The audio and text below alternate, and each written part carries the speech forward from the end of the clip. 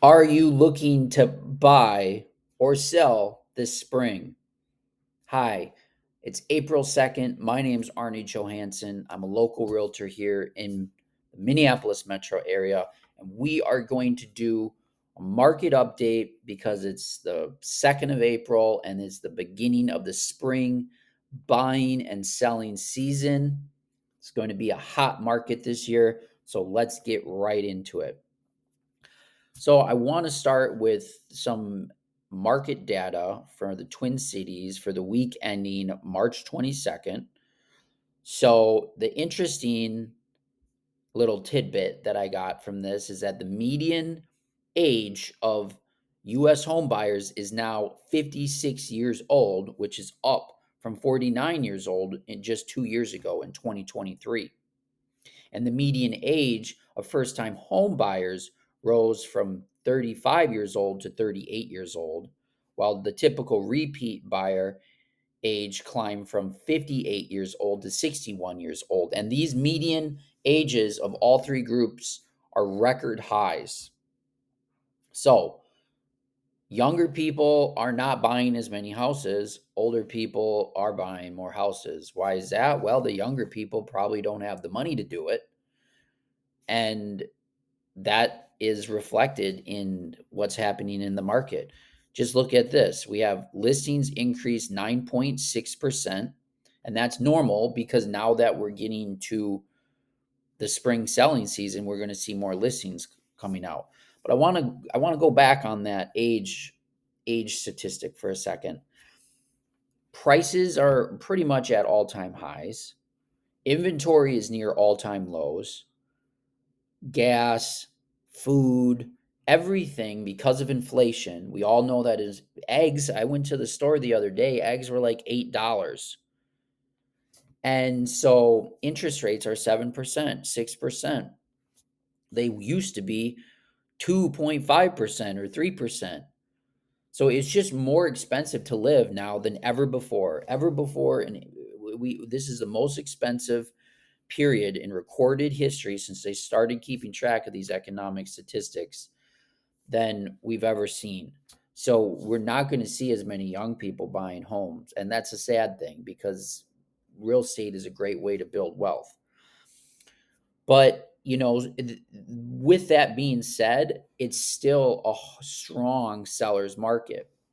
Look at this. Prices increased 6.1% to 380,000, and a percent of original list price increased 0.2% to 97.7, and supply of homes increased 3.5% or 5.3%, but it's still only a 2-month supply of houses, which means if no more houses came on the market after today, it only take 2 months to sell all of the houses on the market, which is not a lot of time. A normal market where supply and demand are in balance is typically around 5 to 6 months supply of homes. So even with the high cost of living, we're still seeing prices increase. We're still are very low inventory levels.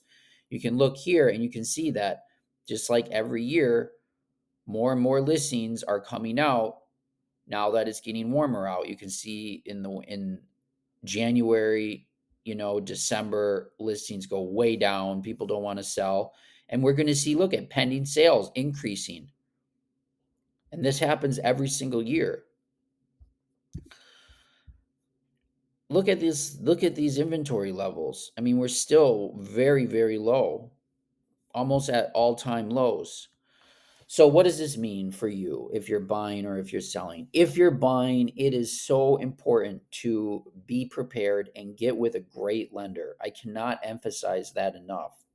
You want to get with a lender that's very experienced, that's able to process a transaction, that can answer all your questions, that knows what they're doing, that can get you into the best loan possible at the lowest price.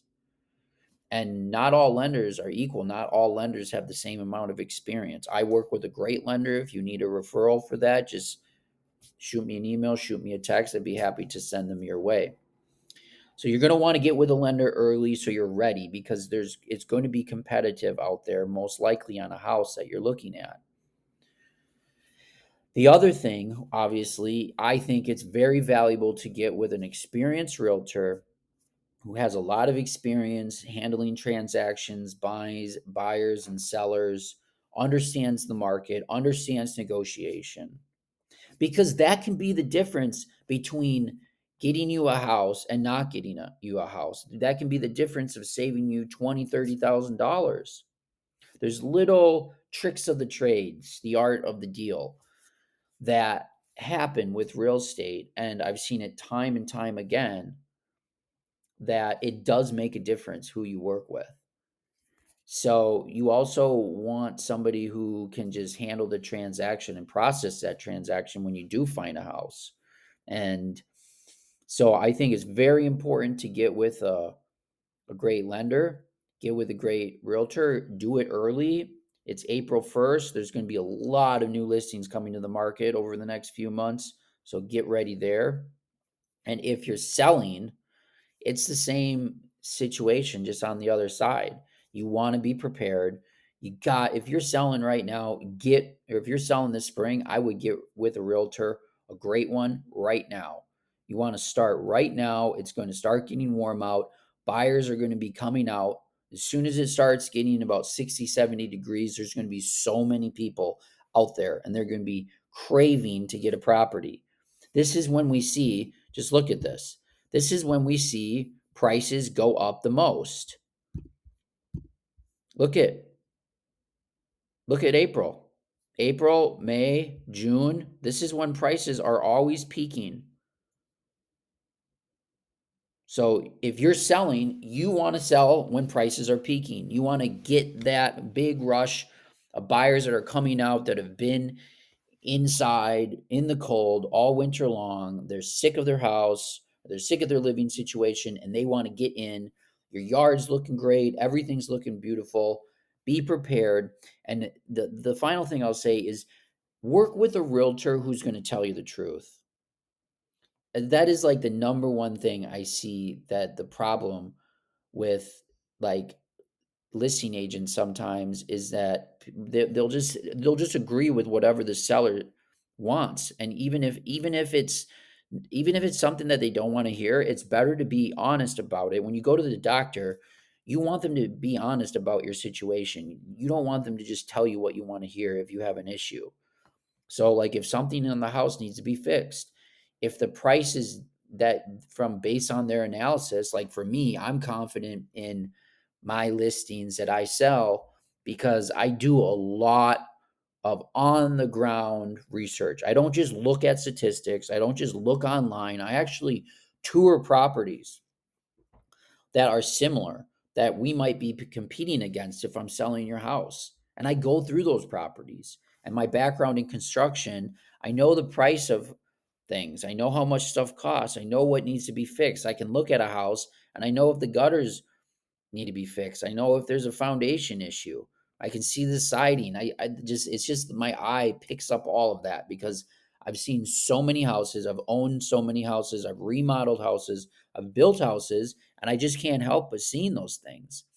And all that stuff makes a difference in the value of the house. And so when I sell a house for a client, my goal is to put them in the best position possible and not just tell them what they want to hear, but tell them what I honestly think the value is and how the best way to handle the marketing and the preparation and the listing and the price and then the negotiations of the house. So those are my recommendations. Get with a great lender, get with a great realtor, do it early. If you're looking to buy or sell, do it right now.